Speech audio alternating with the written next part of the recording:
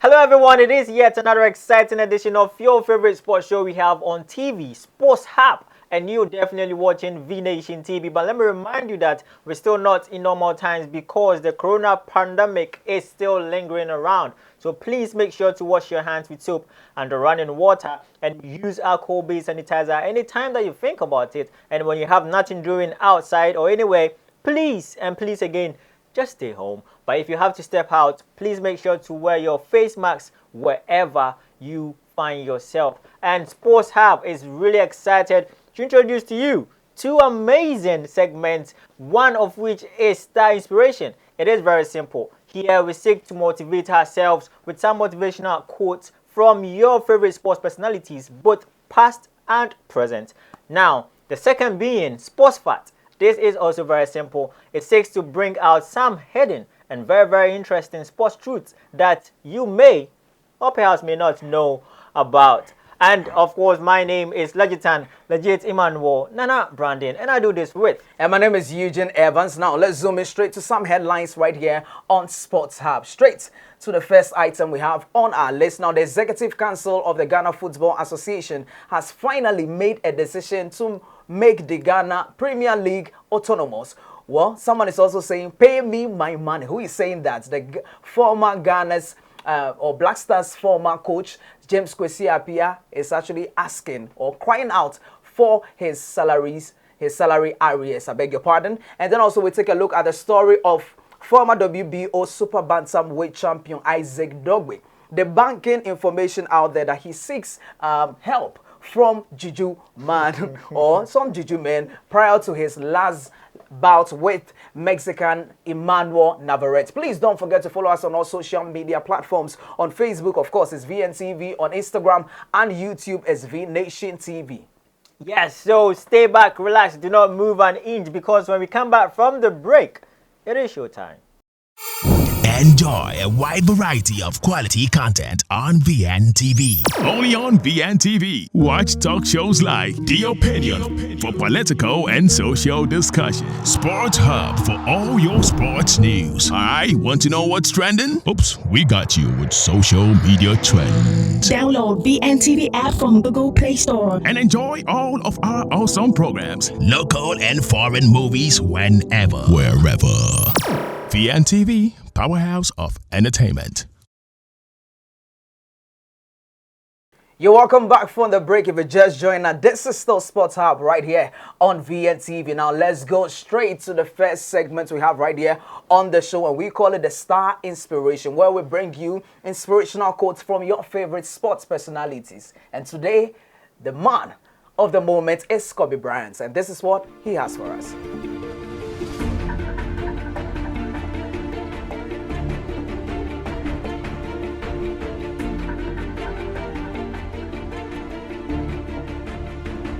Now, Kobe Bryant was an American professional basketball player. As a shooting guard, Bryant entered the National Basketball Association directly from high school and played his entire 20-season professional career in the league with the Los Angeles Lakers. And then also moving on to the next segment is what we call the Sports Facts, where we throw out some questions to you out there for you to answer. So the question for today is, which African country first played the World Cup? You know it, right? Yeah, I see you nodding there. Well, if you know it, just drop your comments in the comment section, or your answer in the comment section. Later in the show, we'll answer to that question. Yes, so what we've known who our inspiration is coming from today, that is in the person of, may he so rest in perfect peace, Kobe Bryant, and also our sports fact. That is, which country was the first to make it to the World Cup finals? And I know people are shaking their head. It's allowed. You can Google it. It's allowed. It's allowed. But as Juju rightfully said, later on in the show, we will find out the true answer. But let's start off very quickly with our first topic for discussion, and that is the Ghana Premier League to go autonomous. So the Executive Council of the Ghana Football Association, that is GFA, has taken a decision to make the Ghana Premier League autonomous. In light of this decision, the Executive Council at its meeting on Tuesday, that was May 5th, 2020, has decided to form a 5-member committee to advise the GFA on how to proceed with the implementation of the policy. Now, The Premier League Autonomy Committee will be made up of 3 persons nominated by the 18 Premier League clubs, that is more or less like Galka, with the other 2 to be added by GFA. This special task will advise the GFA on the autonomy of the league, the format, the modalities, start dates, and rulebook, among other parameters. Now, the Ghana Football, or the Ghana Premier League, I should say, is currently organized by GFA and also managed by them. How feasible is this?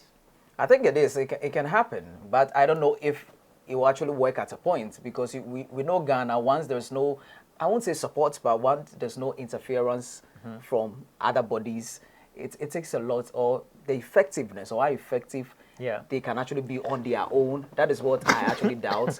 But I think it's actually a good thing to do. That is what came in mind, because when you're talking about autonomy, it's more or less like you standing on your own. Yeah. And do they have the financial backing? Because you can talk about being, on your own, but when you look at, because Ghana right now is trying to follow even with the footsteps. support of the Ghana Football Association and Exactly. all, look at the state of the Premier League. The support of the ministry, the support of the National Sports Authority, the support of GFA, but still look at our states, the state of the Ghana Premier League. So them being autonomous, it raises really disturbing concerns, because how are these football stakeholders going to be paid, like the referees? Like the medical, teams that are always on standby, like the ambulance service and all of that. How are they going to pay? Because even the GFA is struggling, and the GFA is not doing it alone. He has help from FIFA sometimes, just like the grants that the $500,000 that was just sent them for the Corona relief package. So how are they going to do it? I don't see it. I think that is my issue. Well, like I'm saying, I think they can actually do, and I'm actually expecting. Now they have actually selected some 5-member committee. Yeah. So I just hope this is where such concerns will be raised, because it is not enough announcing that this body or the Ghana Premier League should go autonomous. But then again, there should be, I don't know, maybe some interference once. Well, then it defeats the purpose of you going autonomous. So I don't know, but let's hope that it will be the best thing for the Ghana Premier League, because already it's in shambles. Exactly, because I understand probably they're just trying to remove this whole corruption in football, because GFA manages the league, so it sometimes had powers over some things that if the league was to be autonomous, probably he wouldn't have that. And when you look at countries like the Spanish league or the EPL, for instance, they totally stand on their own, even though they're working hand in hand with the FA, but they are on their own. So the FA has limited powers over them. That is what Ghana is trying to employ. But how feasible it is, that is where the question is. But as I said, if it's for the betterment of football, we are all in it. And hopefully this will be very possible, even though I don't see the way out. But talking about those who will be in the committee, it's actually chaired by Lipurura Alaji MND Jawula. I love this name. Yes, and it's going to be a day-to-day administrative support from the competitions department of the GFA. So this is our first discussion that we just spill out today. Hopefully we'll bring back the love. That's what they're preaching, right? Well, let's see. So who is crying out for the money? Someone is crying out for money, and I feel very sad for this particular one. Well, the former Black Stars coach James Kwesi Appiah, it looks like, they are divorced, but he still has his mind on his cash, and which is very legit. It is like very legit, like myself, money is everything, especially when you've worked hard for. Yes, exactly. So the former Black Stars coach James Kwesi Appiah says he will struggle to feed his family if the Ghana Football Association does not pay his outstanding salary arrears to the tune of $185,000. Wow. From his time as coach of the Ghana national team. Now, the ex-Ghana international second term as coach of the senior national team came to an end on December 31st, 2019, with the new GFA leadership refusing to offer him a new contract. But Appiah left it, seeing old salaries and bonuses amounting to, like I said early on, $185,000. Now, per Kwesi Appiah's claims, cited by FootyGhana.com, he last received his $35,000 US a month pay for July 2019, meaning he's owed 5 good months of salary. Wow. 5 good months. I don't think this is actually fair. Do you know what makes it worse? We're in the Corona era. That makes the whole thing, you know, very sad. Because this is not normal times at all. I personally think they are not being fair to him. And the reason I'm actually saying that is, well, first of all, you actually decided not to actually renew the contract and all. He didn't say that he wouldn't work again and all of that. For that, you can't really, I don't know how to put it, you can't really entirely blame them because it's just a mutual understanding. You're doing a deed. I'm not so pleased with it. So then you can go. We part ways. Finally, and then I'm saying that finally he actually understood. But then again, he has worked for something. 5 months arrears, salary arrears. What are you even talking about? You know, the 5 months makes it very, how do you even put it? Yes, we know it's very disturbing, 5 months. But let's mention the figure. That's where my interest is. Yes. $185,000 US dollars. You don't want to know how much it is. You know one funny thing about this whole thing, and there's some some school of thought or some information how people are actually saying that the reason it's actually come out to actually tell them to actually give him his money is because of the emergency fund from Look, it's GFA. not necessary, honestly. But I think it does not matter. If that is the case, exactly. No, even if that is the case, you know, and then this is his money, and this is what he's asking for. So whether he's saying that, of course, cash is coming in, so why not? I need my money now. Let's do it for him. And I actually find it a little bit funny and actually weird. For 5 good months, is it actually on purpose? And not just the salaries. Why can't you even give him the bonuses, the outstanding bonuses? Do you know I hear the last one they actually played, with South Africa. Yeah, and Sao Tome, and then has not been given to him. So can you imagine? So I see there's something that they've actually planned, like this guy will go mafia. No, but it still doesn't do anything because you just gradually putting yourself in a mess. So he has said enough because now he's thinking of, taking the issue to court or to FIFA. And now GFA will be in much bigger trouble if they had just settled him. And one thing is you owe me, and another is being respectful about it because now Kwesi Appiah says that he has not even been contacted by either GFA or not even the ministry. Exactly. Which I actually find it very disrespectful because at least if there's a reason why tell me something. Let's communicate. Let there be some communication. But you are not, like he said, and this is his own words. He said, it looks like they don't care. This is money I have worked for. And they are not telling me anything which I feel doesn't show a sign of respect. And I think that my lawyers need to deal with it. This guy ball. He ball. He ball. I mean, it's not funny anymore because, as I said, it's different when someone is just giving you doing you a favor or giving you a grant. This is something that you've worked for. Right. You've worked for, so you're expecting that you'll be paid. You're entitled to it. Yeah. This winning bonus thing against Sao Tome and South Africa, he's supposed to have or get 10,000 actually US dollars, whilst the players get 20,000. So I mean, it's very like half of what the players were getting. So come on, he should. And I want to believe the players have been paid. I mean, all the players. I want to believe. Yeah. Because I remember some weeks back, some of the players were complaining that they haven't received. Yes. So what is actually happening at GFA? Yeah. I know, it's just crazy, man. It's just crazy. So the Ghana Football Association, this is a message to you by, I'm just the delivery guy, James Kwesi Appiah, the former coach of the senior national team, the Black Stars of Ghana. He's saying that he's had enough. He's heading to court or to FIFA. And you don't want to be slapped with a fine. I don't think so. You better do the right thing right now. If not, I mean, take out that 180,000 out of the how much 500,000 is the emergency fund from 500,000 US dollars. So can you take that out and give it to this? Why are you trying to draft a budget for the GFA right now? I want to, because this man says, Charlie, the family they hung like. Oh my goodness. But do you know the annoying thing? I just remember something. Some weeks back, they made him return the official vehicle. Yes, to I remember that. So you guys, GFA, come on. The Ghana Football Association, you guys are not being fair to this man at all. So, current president, that is Your Excellency, Okreku, please do something before this will be like the first huge scandal to hit the GFA. Exactly. So you guys better resolve it very quickly and swiftly. If not, it's just an impediment to your name, and you're just starting your tenure. So I don't think you will want that. I don't think so. Now let's move away from the Ghanaian scene and the African scene. Let's look at some international news. And hooray! If you're a Bundesliga fan, you might be very excited because it seems the Bundesliga is coming back. Yes, it has been reiterated by the Chancellor of Germany. That is her, how do you even call her? Excellency? Or because Chancellor, I don't know the title for that. So just call her Angela.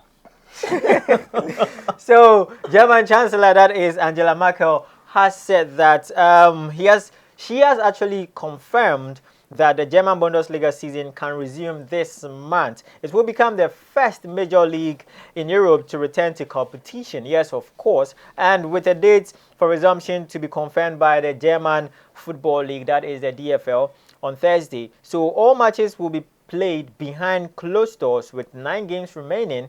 Bayern Munich are top of the table. They are one team that will be very happy because they are 4 points clear above second runners. That is Borussia Dortmund. The announcement comes a day after clubs in the top 2 German divisions, that is the Division 1 and the main league, and returned 10 positive results from 1,724 coronavirus tests. Now, the DFL, that is the German Football League, warned that many top division teams will be in an assistant threatening financial position if play did not resume by June. So it seems the German government actually paid heed to what the German Football League was saying because, look, it's money. Each time that a day or a moment that football is not played, some team somewhere is losing money. And even though, of course, you can't gamble with lives, to them, they feel they have all the necessary resources, structures, plans to make it work. That is what I'm saying. Ghana, you can't say that. Yeah, Germany, I'll give them the benefit of the doubt. Exactly. And I like the fact that, they put some measures in place. The fact that there will be some 14 days for them to self-isolate and get tested. And that is the way to go. If you know you have what it takes, why not? But Ghana, let's not try it. Let's not. Well, so that is a very happy story coming from Germany for German Bundesliga fans and also the students of the betting university colleges. You might be getting ready to gain your new admissions because, as you know, he's ahead. I'm trying. He's ahead. Thank you. So, of course, this is an exciting news not only for people in Germany, but the world at large because we want to see Lewandowski play. We want to see big names making it in and out, scoring big goals in big games, and I'm happy. 9 games, well, they can. They can. Unfortunately, other countries like Netherlands, they have cancelled the season totally, and also France also follows suit after Netherlands. But some also very optimistic that it may resume its league like the British, that's the APL, and also the Italian Serie A. So we're waiting to see how everything will pan out. But for now, it is Germany who is very, very close to resuming their season. And at the end of the day, it's going to be behind closed doors. So, yeah. They can actually go ahead and do what they have to do. Anyways, it looks like Turkey is set to host the Champions League final in August. And this was actually announced on Wednesday by the head of its football federation after it was postponed by the global coronavirus pandemic, or because of the global coronavirus pandemic. Now, 2 months ago, UEFA indefinitely postponed the final, which had been scheduled to be played in Istanbul in May. Now, the Turkish Football Federation chairman, Nihat Özdemir, also said Turkey's domestic league would resume from June 12 and aims to complete the season on July 26th. Now, the schedule would involve 7 weekend games and 1 weekday match. Teams will play their matches in their own cities and own stadiums. I think this is a good way, he said, adding that no consideration had been given to playing matches in a single city. And God willing, and this is his own words, we will complete our own league at the end of July. We will hand over our caps on the pitch, and then we will cap the season off by hosting the UEFA Champions League final in August. Hey, it is what it is. Well, the twist about this is that, yes, Turkey is very ready. They are poised to host the finals. But the rest of the world is still contemplating whether or not to continue playing because you need your teams to qualify. Where are we in the Champions League quarterfinals? They have to get to semifinals before even the final teams will be, realized, and then they proceed to playing the final match. That is where Turkey comes in. But they should also be praying that they are ready on their part. But make sure that the rest of the countries that are also contributing to the UEFA Champions League are also ready and willing to play. Just like how Germany is willing to play now, maybe other countries will follow suit. And as I said, this situation is different in every single country. It's not same. The issues and the measures that countries are putting in place differs from country to country. Absolutely. So far, look, what I think is we should not rush things. That is one. We should take our time, analyze situations bespokely to your specific country. Exactly. Do what works for you. But we trying to emulate what others are doing, it may not work out. Especially when you don't have what it takes. Exactly. Exactly. So we should be careful. But as I said, Turkey is ever ready to host the World Cup, the Champions League finals. But hopefully, the rest of the participants of the UEFA Champions League will also be ready. And we will finally get two teams to play in Turkey for the finals. That is to say, both Europa and also the Champions League proper or itself. Okay, now we've got more to touch on right here on Sports Hub. Let's take a breather. We'll be right back. Enjoy a wide variety of quality content on VNTV. Only on VNTV. Watch talk shows like The Opinion for political and social discussion. Sports Hub for all your sports news. Alright, want to know what's trending? Oops, we got you with social media trends. Download VNTV app from Google Play Store. And enjoy all of our awesome programs, local and foreign movies whenever, wherever. VNTV, powerhouse of entertainment. Hello there, welcome back. You're still watching Sports Hub, and this is V Nation TV. And let me remind you that we love for you to get interactive with us on our social media platforms. On Facebook, it is VNTV. On Instagram, it is V Nation TV, and also on our YouTube page, it is V Nation TV. So make sure to comment on the comment button. Let us know what you think, your suggestions, your opinions, and the question of the day: which country was the first to play in the World Cup? If you know, comment in the comment Which section. African? Yeah. Need to stay there. Right. African country to make it in the World Cup first. Yeah, I know you know. Just put it in the comment section. Later on, we'll let all of us know what the right answer is. I'm the only person who knows. He doesn't even himself. I do, but I'm gonna WhatsApp it to you now. Let him brag. Now let's move back to what we've been discussing. We've done quite a number of stories, but this is very interesting because I've never consulted a fetish priest before. I don't know why I'm fight. laughing, but it's I've never. Have you consulted a person before coming on set? I promise I haven't. I promise. Well, so this is words from the former bantamweight champion, Isaac Gananiba Dogboe. Well, so the former Ghanaian world champion, Isaac Dogboe, claims he has never had any association with a fetish priest, referred to locally by Juju man, Agbalagba. In his career, the 25-year-old has debunked rumors or reports of him seeking help from a Juju man prior to his last bout against Mexican Emmanuel Navarrete, which he lost twice.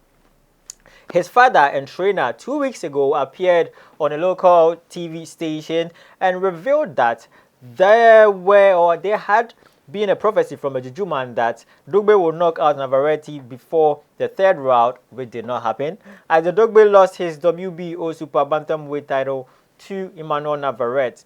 It was a rematch with Dogboe's former title, WBO Super Bantamweight, at stake, but the Ghanaian was beaten for the second time, this time around the 12th round, with a technical knockout. Now, however, in a new trending video on social media, Isaac Dogboe stated that he had little to no idea, and the key word is little to no idea or no knowledge about what his father said, insisting he has never consulted a Juju man to help him win a fight. Do you His think we father should play the against video for them to see? yeah. Okay, that's what I had to say. Yeah. Uncle. Oh, cash in the no. Maybe you talk. Let's go. Okay, so it's father versus son. Who are you betting on? Please, I want to believe your father, and I go with your father. Isaac, come on, we are not kids. Oh my goodness! You know, listen. This is not something. My issue is, why did it take so long? So long. I don't want to be sounding more like Trump, but this is more or less like something you should have come out to. Yeah, immediately your father actually said this. Then if indeed you don't consult, I mean, as a dog, I love you with all of my heart. I mean, I promise. Do you know what makes this worse? No. Because he's from the number 9 voter region. That is what makes it worse. I didn't actually say that. I mean, he's saying that. So but listen. But okay, yes. What his father said was that they had to repair some relics, you know, in their hometown. They are from the royal family, and they had to repair some stuff in the palace. And in doing that, they had to, you know, consult, pacify their goals. And a priest helped in doing that. But this same priest also, you know, prophesied that, look, I've seen a prophecy, and Dogboe is going to win this bout, the 3rd round. And the father, according to him, and we are not talking about a Roman priest. We are talking about a fetish priest. so you know, the father said that he had another prophecy from this time around, a man of God, right, and that Dogboe was going to lose. Things are not going to go well with him. But your own father said that he did not, for some reason, which he didn't know, did not listen to the man of God, but went with the priest. And even after you lost the first bout, the 2nd round, these same people came to him stating that this time around, you go job, you go source, see, 4th round, happen. 4th round, you just go mad 4th round, but you went on to lose in the 5th round, 12th round, yes, I should say. But this time around, it was a technical knockout. So even I, Isaac Dogboe, I have no association with any fetish priest. I have never consulted any fetish priest to help me win any fight. I have always accredited my victories to God and to God alone. So it doesn't make sense that I will go to a fetish priest and consult him to help me win a fight. God has been with me from the very first beginning. Through all my victories and through my defeat.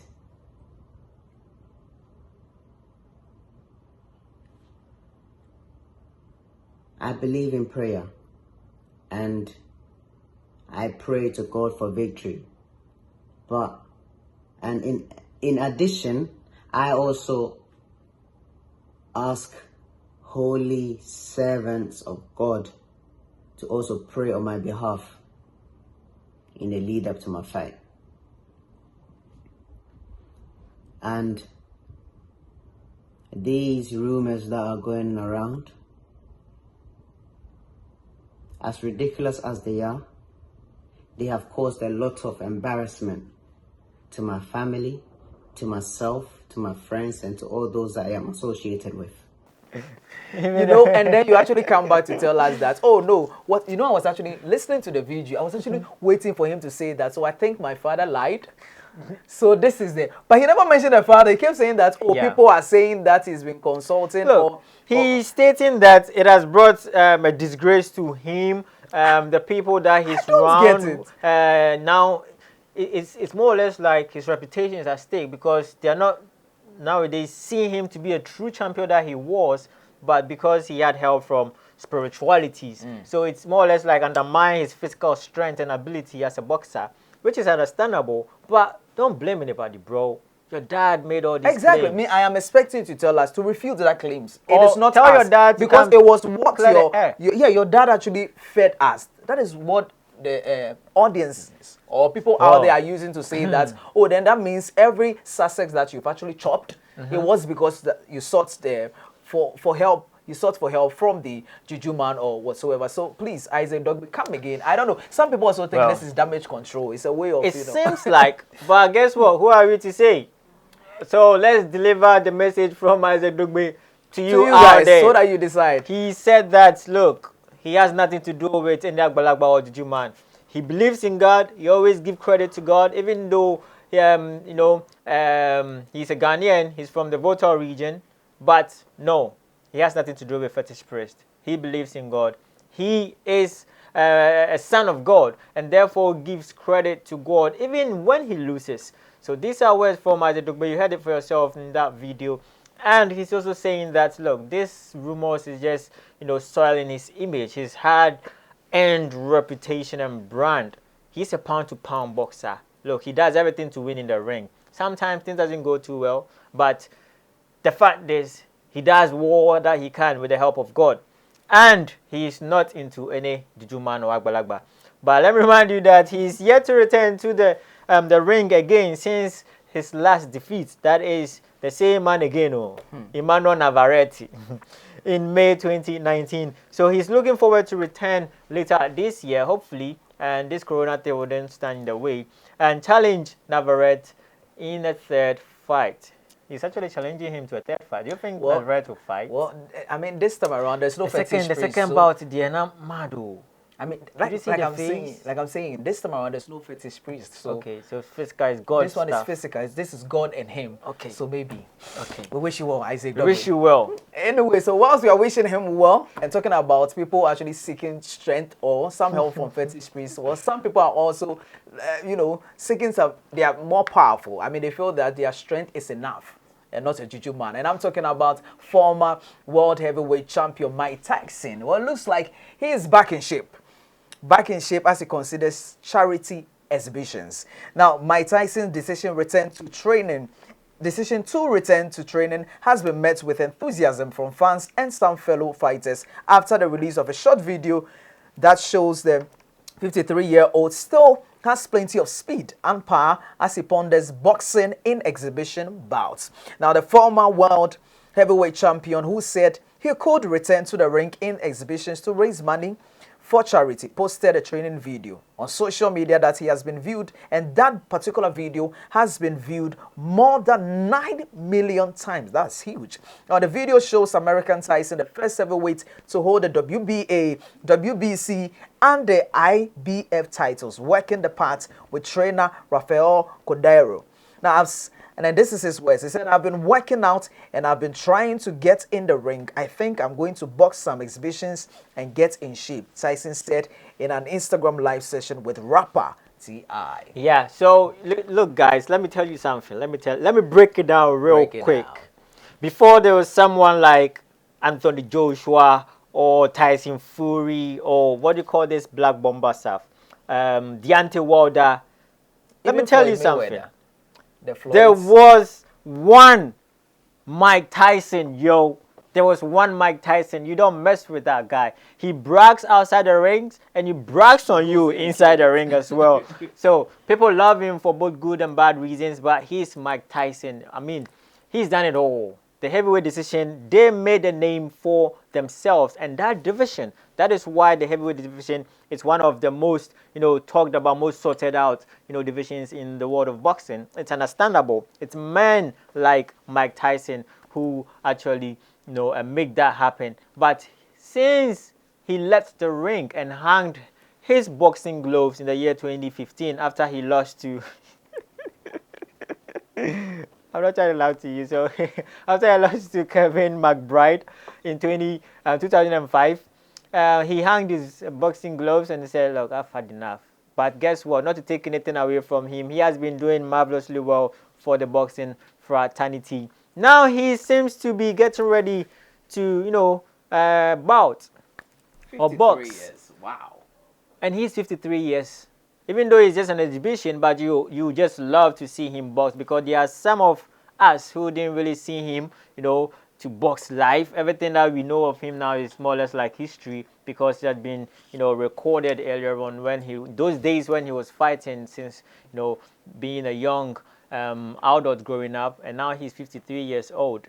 And one thing is that he's also, if he goes on with this, he will be following the footsteps of Floyd Mayweather. Yes. And also Manny Pacquiao, who also came out from retirement to bout or to box in an exhibition just to, raise money for charity. It's a good thing. It's a good thing. We love it. Yeah, we're drawing closer to the final minute of the show, but let's do our very final question. Let's take it from the world of tennis, where world number 2, yes, that is tennis champion Rafeal Nadal, does not expect to return to play competitive tennis until 2021 due to, of course, usual suspect, coronavirus pandemic, which has disseminated much of this year's calendar, not only even in tennis, in fact, across all sporting activities. Now, I hope we can return before the end of the year, but unfortunately, I don't think so. The world number 2 told Spanish newspaper El País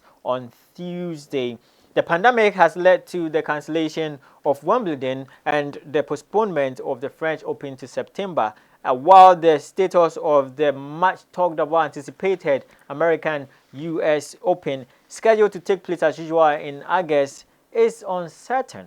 So, Nadal, however, said he had practically written off the remainder of the year and was looking to the Australian Open in January 2021 as the next tournament he will play. I will sign up to being ready for 2021. That is what the Spaniard said or added. I'm more worried about the Australian Open than what occurs at the end of this year. I think 2020 is practically lost.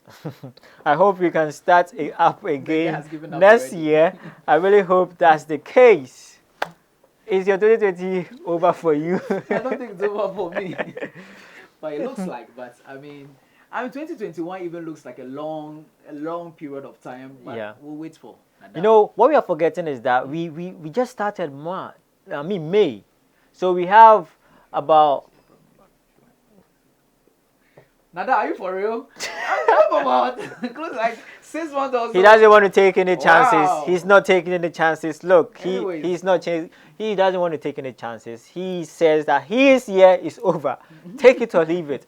His focus is not on the Roland Garros, that's the French Open, or even the US Open, but he's envisioned the Australian Open in January 2021. So I just hope that people will not follow suit, because the tennis world, they are doing everything possible to make sure that at least they have some games. That is why the US Open has not been cancelled yet, but they're still contemplating, even though they're not certain. So ideally, the US Open should come off in about 3 months' time. That is usually happens in August, but it's uncertain, and they do not want to cancel it. So they're still hoping that some of these tennis competitions or tournaments will still come off. But should they come off or not, there's one guy who is having none of that, and his name is Rafeal Nadal. And I think this decision is tough. It's not like he's deliberately doing that, but with this global pandemic and all, why risk it?